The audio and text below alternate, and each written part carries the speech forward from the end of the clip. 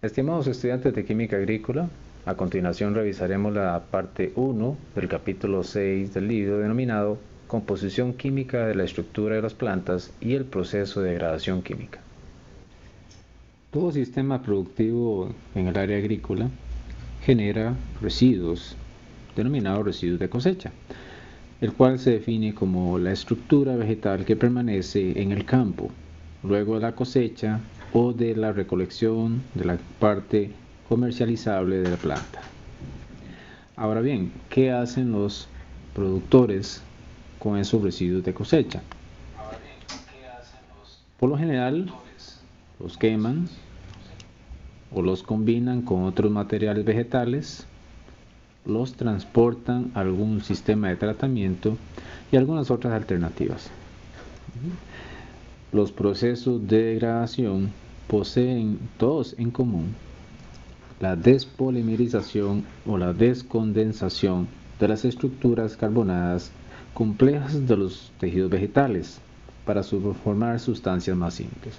Esto lo podríamos entender como si tuviéramos una cadena y vamos quitando todas las piezas de esa cadena. Ahora bien, la mayoría de los compuestos vegetales están constituidos por carbono y por hidrógeno. El carbono es un elemento de la tabla periódica que posee características únicas para la formación de estos compuestos. Primero, posee 4 electrones de valencia, lo que le permite formar 4 enlaces regularmente. También puede formar enlaces simples o enlaces múltiples, entendiendo estos como enlaces dobles o enlaces triples. Tiene un tamaño inusualmente pequeño y tiene ausencia de pares libres en su capa de valencia. Ambos detalles le permiten generar traslapes muy efectivos con otros átomos, dando como resultado enlaces químicos muy fuertes. La combinación de los factores anteriores resultan en la formación de un número enorme de compuestos que contienen carbono, que en conjunto se le denomina compuestos orgánicos. La estructura vegetal de las plantas está formada por cadenas muy estables constituidas principalmente por hidrógeno y por carbono.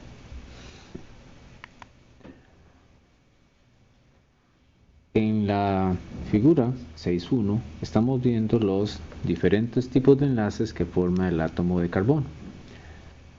En la parte A vemos que dice solo enlaces simples, es decir,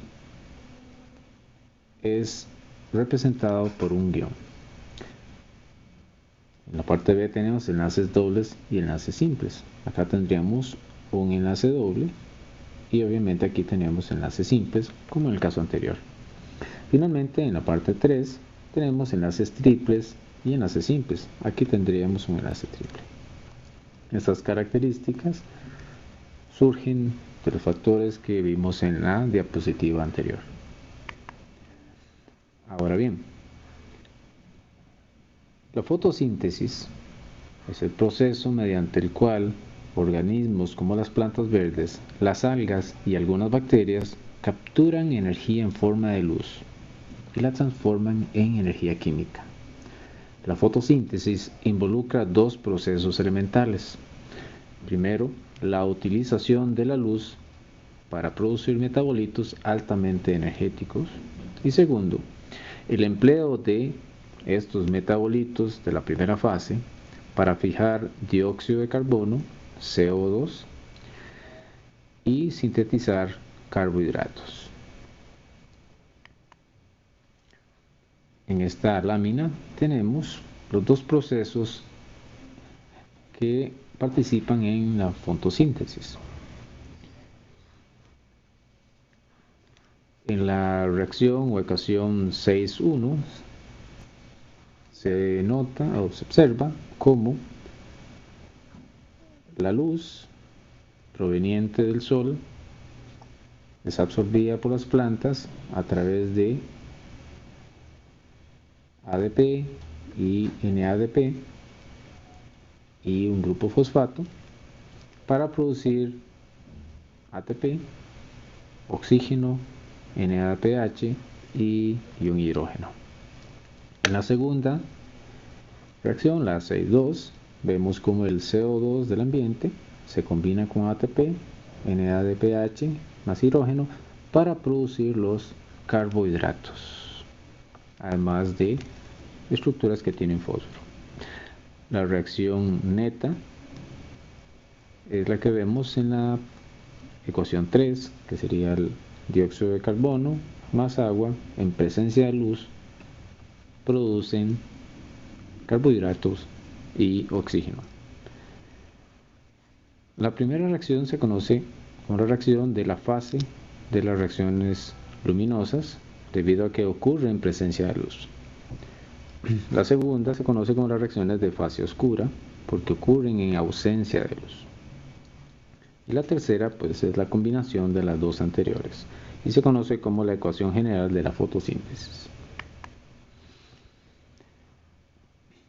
En el proceso de absorción de luz por parte de las plantas, de toda esta radiación incidente, solo la luz de longitudes de onda comprendidas entre 400 y 700 nanómetros es útil para la fotosíntesis. Acá tenemos una descripción de la región visible del espectro electromagnético, que es básicamente esta la región visible, y las longitudes de onda oscilan entre aproximadamente 380 nanómetros a 750 nanómetros. Como podemos ver, para efectos de la fotosíntesis, incluiríamos prácticamente toda la región visible del espectro electromagnético. En la fotosíntesis participan lo que llamamos dos fotosistemas. Cada uno de ellos absorbe longitudes de onda diferentes a partir de la luz que viene del Sol. Las radiaciones de mayor energía, que tienen longitudes de onda más corta, son absorbidas por el fotosistema 2, denominado PS-2, y se le conoce como P680. Por otro lado, las radiaciones de menor energía son absorbidas por el fotosistema 1, o PS1, y se le conoce como P700. En la parte de abajo de la diapositiva tenemos la ecuación o el esquema que describe este proceso de absorción de luz hasta llegar al NADPH. En la figura 3 observamos las estructuras químicas de la nicotinamida, del NAD y el NADH, que son las estructuritas que participan en este proceso de la fotosíntesis. Así, por ejemplo, tenemos en el NAD y NADPH y el NADH y NADPH que se distinguen entre ellos por la presencia de un grupo fosfato, en el caso de NAD y NADP, y la presencia de un grupo del átomo de hidrógeno en el caso del NADPH o NADH y la ausencia del mismo en el NAD. Ambos son nucleótidos o coenzimas derivados de la niacina que adquieren un poder reductor. Por ejemplo, en el NADPH puede proporcionar energía e hidrógeno en las reacciones.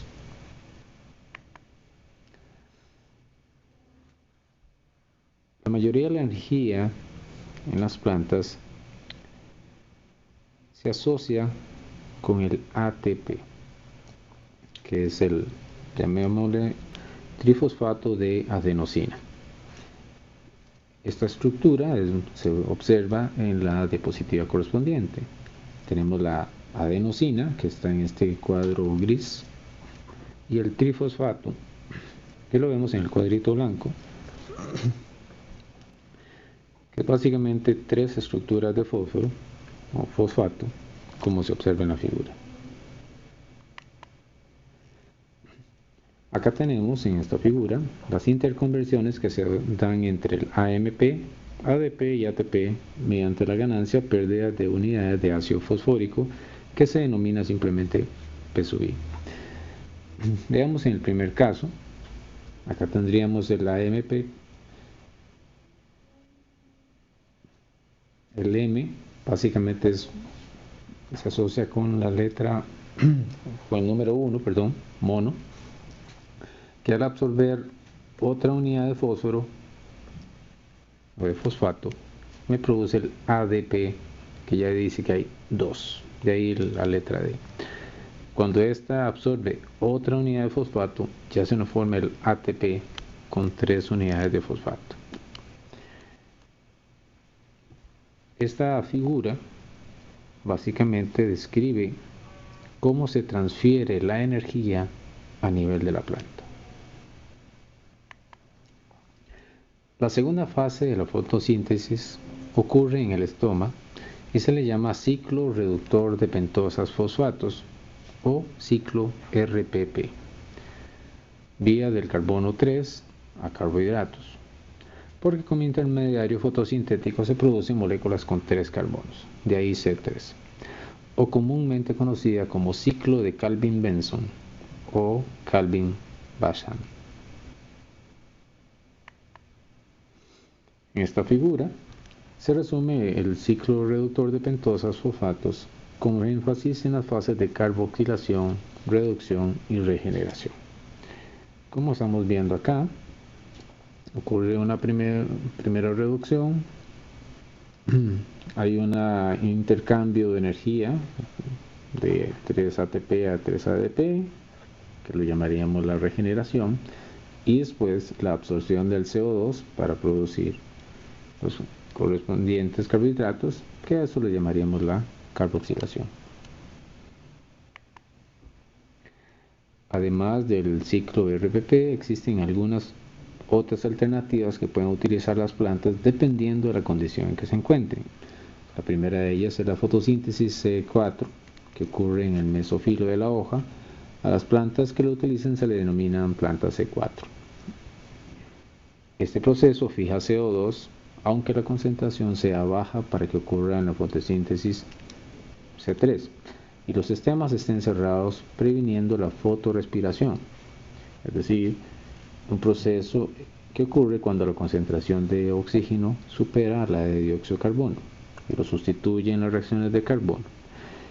En ese sentido, la planta básicamente sintetiza productos inútiles. Otra alternativa al ciclo RPP es el denominado metabolismo ácido de las crasuláceas, CAM, por sus siglas en inglés. Este mecanismo es parecido al C4, la fijación del dióxido de carbono sobre el fosfoenilpiruvato, catalizada por la enzima fosfoenilpiruvato carboxilasa, ocurre durante la noche cuando se abren los estomas. Los productos de la fotosíntesis, como se mencionó anteriormente, son simplemente carbohidratos. Estos corresponden a unidades simples de carbono, hidrógeno y oxígeno capaces de formar polímeros, en otras palabras, compuestos de cadenas muy largas, y de azúcares, denominados también sacáridos. Los sacáridos son clasificados de acuerdo con la cantidad de unidades básicas que contienen. La primera categoría es los monosacáridos, que son sustancias que tienen básicamente una unidad. Pueden ser aldosas o cetosas, que ahora veremos un poquito más adelante en una figura. Luego tenemos los disacáridos, que están compuestos por 2 monosacáridos. Es decir, 2 monosacáridos se combinan para formar un disacárido. Después tenemos los oligosacáridos, que se constituyen de polímeros con más de 20 unidades de monosacárido. Acá tenemos ejemplos de lo que llamamos aldosas y cetosas, dependiendo del número de carbonos que que incluye la estructura. Por ejemplo, aquí tenemos 1, 2, 3 carbonos. En tanto acá tendríamos 6 carbonos. 1, 2, 3, 4, 5, 6 carbonos. A esto le llamaríamos una triosa, a la de 3, y una hexosa, a la de 6. La diferenciación entre una aldosa o una cetosa se observa viendo los grupos funcionales que están en estos circulitos en verde. Cuando el grupo CO se encuentra dentro de la estructura, como se observa acá, se le denomina una cetosa. Involucra lo que llaman el grupo funcional cetona. Por otro lado, cuando se encuentra hacia el final de la cadena, se le llaman aldosas porque contienen este grupo funcional denominado aldehído. Bueno, los carbohidratos involucran tanto aldosas como cetosas. Ambos son muy importantes a la hora de la formación de las estructuras y obviamente las propiedades físicas, químicas y biológicas que estos tengan. Acá tenemos la formación de lo que llaman un hemicetal cíclico a partir de la glucosa para dar origen a las formas cicladas. Acá tenemos una estructura lineal de la glucosa y acá tenemos básicamente una estructura cíclica. De ahí la formación. Acá tendremos a la hora de formarse las estructuras cíclicas pueden darse dos diferentes orientaciones, una en que el grupo OH está en la parte superior de este anillo y otro que está en la parte inferior. Cuando está en la parte superior se le denomina orientación beta y en la parte inferior se le denomina orientación alfa.